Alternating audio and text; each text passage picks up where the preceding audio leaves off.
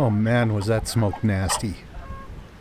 It blew in from all those fires to the north and it was terrible here, but I literally can't even imagine what it's like for people living directly in its path.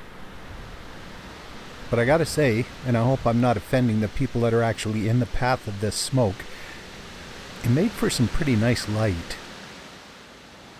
The smoke that blew in on that north wind that did shake these darling buds of May softened and diffused the light, so that even at midday, it was actually kind of pleasant.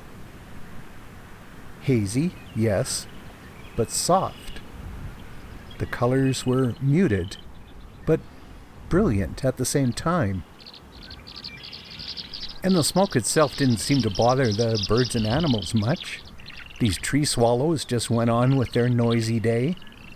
This trumpeter swan slept through it. And these ones just kept on stomping the slough bottom to see what they could find to eat. But it was the light that the smoke produced that was the most interesting, to me at least.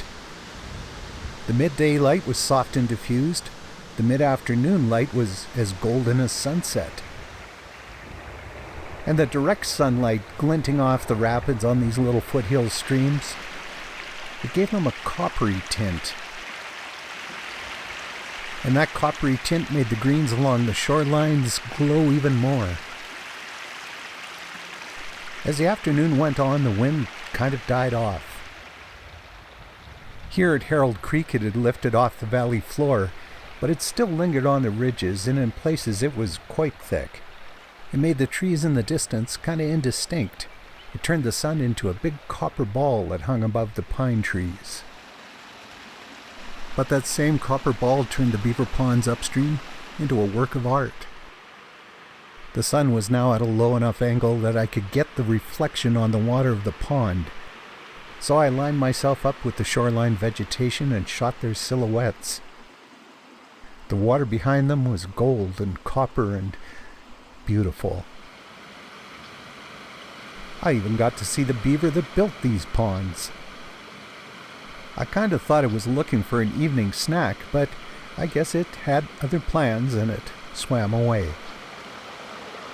And much as I enjoyed the light it provided, the smoke was starting to get to me, so I left too. And I found these guys back downstream on Herald Creek. These are wild horses. I don't see them up in this valley all that often, but of course it's quite brushy and they could be there all the time. But these ones were right beside the road. And in that still beautiful evening smoky light, the colors on their brand new summer coats perfectly complemented the hazy landscape around them.